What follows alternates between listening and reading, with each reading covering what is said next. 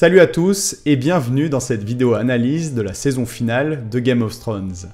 Alors même si je n'en ai jamais parlé sur la chaîne, essentiellement par peur du spoil, je suis comme beaucoup un immense fan de la série que j'ai maintes et maintes fois revisionnée et qui reste encore aujourd'hui ma série télévisée préférée. Et c'est justement à cause de tout cet amour que j'ai pour la série que cette saison finale m'a beaucoup fait grincer des dents. Aujourd'hui j'aimerais donc revenir avec vous sur la série en général, mais surtout sur cette saison finale que je qualifierais en un mot, rushée. Qu'on se le dise, je ne suis pas en train de dire que l'intrigue de cette saison était mauvaise. Même si l'on peut sans cesse remettre en question certains choix qui ont été faits, en soi, elle ne me pose pas vraiment de problème. Ce qui me dérange, c'est plutôt la manière dont cette conclusion nous a été racontée.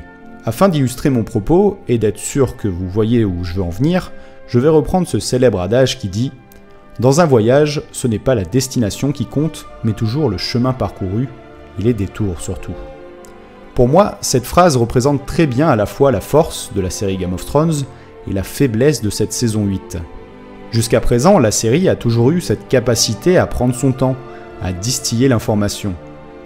Pour moi, c'est ce rythme parfois jugé trop lent qui permettait justement à la série de rendre ses personnages attachants, son univers crédible et surtout de se sentir investi en tant que spectateur. La série est réputée pour ses nombreux coups de théâtre et ses climax de plus en plus épiques. Mais si tout cela était possible, c'est parce que justement, encore une fois, elle savait prendre son temps pour mettre en place son intrigue. Chaque situation rencontrée n'était au final qu'une suite logique d'événements, et si au premier visionnage certains de ces événements peuvent surprendre, le spectateur aguerri, lui, pourra les déceler bien avant leur dénouement.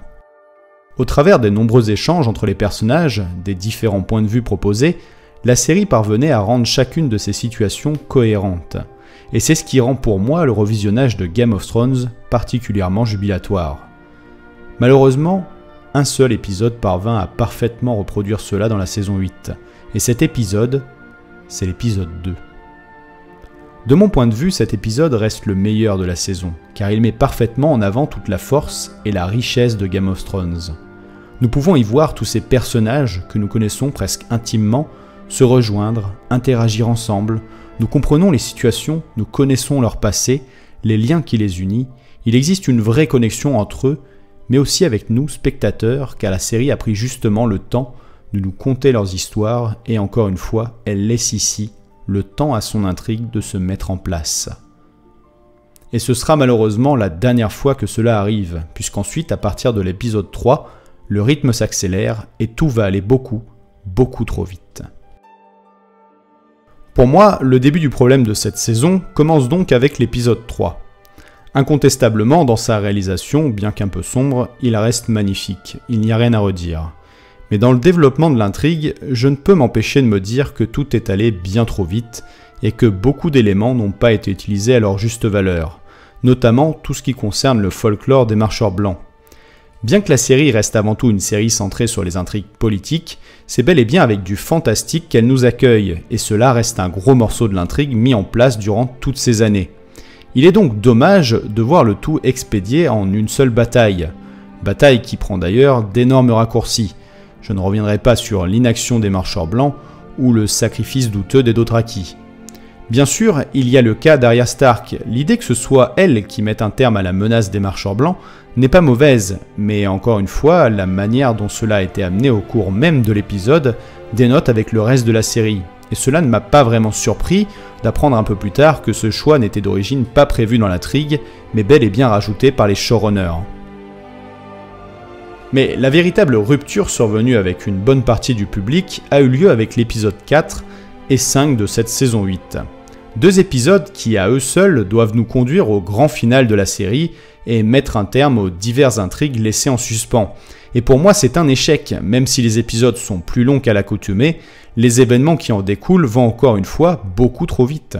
Malheureusement, les scènes s'enchaînent de manière si expéditive que les personnages semblent se téléporter d'un endroit à un autre, laissant de côté toute logique sur les temps de voyage, mais aussi laissant de côté les diverses intrigues qui auraient pu nous être proposées durant ces voyages.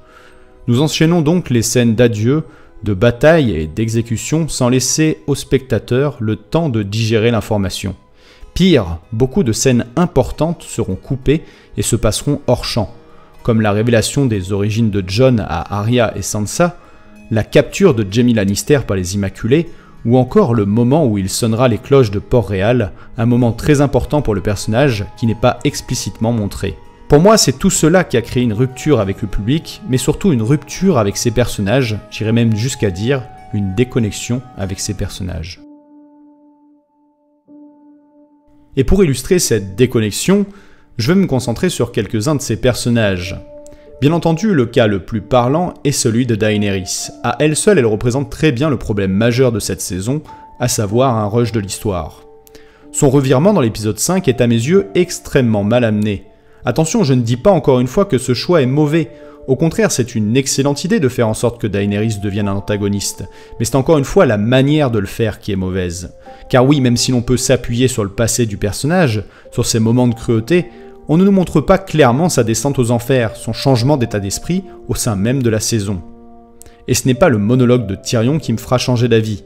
Oui, elle pouvait se montrer cruelle par le passé, mais uniquement face à des gens qui se montraient eux-mêmes cruels. Elle ne s'en est jamais pris à des innocents. Rien dans son passé ne justifie cela. Rendez-vous compte, on parle d'un personnage qui dans la même saison met en suspens sa conquête, sacrifie son armée, perd ses avantages, ses dragons pour justement protéger les innocents de la mort elle-même. D'un personnage qui n'a pas hésité à enfermer ses dragons quand l'un d'eux a tué un seul innocent. Pour moi, la saison n'a malheureusement pas su bien appuyer les éléments qui justifient ce changement de Daenerys. Si on peut se dire que dans un premier temps, c'est la perte de ses conseillers et amis qui l'a mis dans cet état, pour moi c'est avant tout la solitude et le rejet du peuple de Westeros à son égard qui l'a conduit à faire ce choix. Ceci est un peu montré en début de saison, le rejet des Nordiens à son égard, le rejet de Sansa, mais c'est surtout le rejet de Jon qui à mes yeux finit de la faire sombrer. Ce n'est pas sur le dos de son dragon qu'elle a pris sa décision, mais bel et bien quand Jon l'a une dernière fois rejeté et qu'elle lui répond « alors ce sera la peur ». Si la série avait pris un peu plus de temps pour mettre en avant cette solitude, appuyer un peu plus sur la perte de l'un de ses dragons, la capture de Missandei qui n'est même pas montrée, laisser monter peu à peu la tension, alors son revirement aurait pu paraître beaucoup plus crédible et beaucoup moins brutal. Ensuite, j'aimerais m'attarder sur le cas de Sansa et sur sa méfiance totalement injustifiée envers Daenerys. Durant toute la saison, j'espérais voir ce moment où on apprendrait que Bran avait prévenu ses sœurs des réelles intentions de Daenerys, mais en vain. Du coup, pour moi, la méfiance de Sansa envers Dany reste absolument injustifiée. À quel moment est-ce légitime d'être à ce point méfiant envers une femme qui sacrifie tout ce qu'elle a pour protéger une patrie qui n'est pas la sienne? Idem, j'ai trouvé l'intervention de Sansa très déplacée à la fin de la saison, quand Bran devient roi.